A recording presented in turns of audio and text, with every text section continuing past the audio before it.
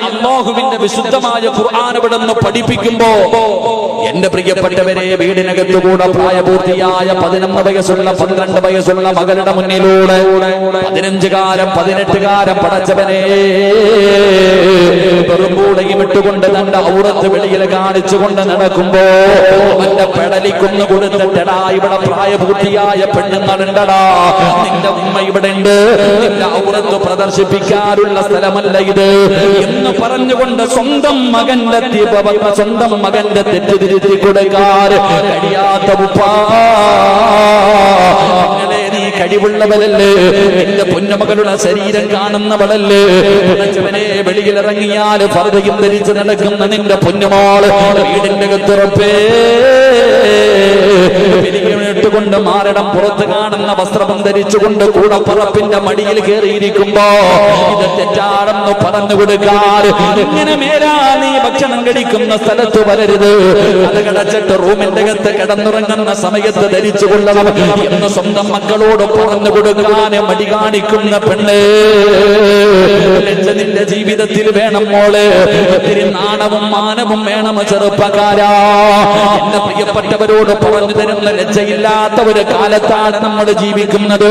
ഇത് പറയുമ്പോ നിങ്ങൾ പറയും ഉസ്താദേ, നിങ്ങൾ എത്ര വയത് പറഞ്ഞാലും നിങ്ങൾ ഫാഷൻ മുടക്കാത്തവരാ, ഇതൊക്കെ മോഡലാ, നിങ്ങൾ പഴഞ്ചനാ. എന്റെ പ്രിയപ്പെട്ട ചെറുപ്പക്കാരാ, എത്ര വയത് കേട്ടിട്ടും ജീവിതത്തിൽ മാറ്റം വരുത്താത്ത എന്റെ യുവത്വത്തിനോട് നിങ്ങള് ഏത് വസ്ത്രം വേണമെങ്കിലും ധരിക്കാ പൊന്നുമോള്, എങ്ങനെ വേണമെങ്കിലും നിനക്ക് ജീവിക്കാ, ഇവിടെ എല്ലാത്തിനും നിനക്ക് സ്വാതന്ത്ര്യമുണ്ടല്ലോ. നമ്മുടെ രാജ്യത്ത് എന്തിനും സ്വാതന്ത്ര്യമുണ്ട്. ഇനി നീ ഒന്നുമില്ലാതെ റോഡിൽ കൂടെ നടന്നാലും കേസില്ല. അല്ലാഹു ഈമാൻ നൽകുമാറാകട്ടെ. കണ്ടില്ലേ എടാ, ഇപ്പൊ ആലോചിച്ച് നോക്കിയേ, സമ്മതത്തോടു കൂടി ഒരുത്തനുമായി ശാരീരികമായി ബന്ധപ്പെട്ട കേസ് തന്നെ ഇല്ല. അതാ വല്ലവൻ പിടിക്കാൻ പോയ ഓന്റെ കാര്യം തീരുമാനമായി. എന്ത് നല്ല രാജ്യം! ഇതാണ് നമ്മുടെ രാജ്യത്തിന്റെ അവസ്ഥ.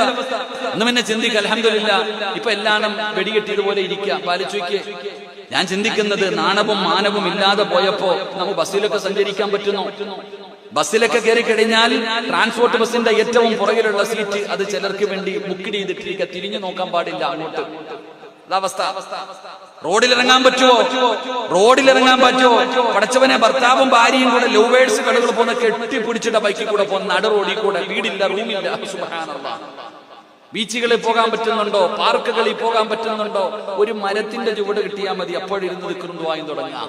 അതിൽ നടക്കാൻ തന്നെ പറ്റണില്ല.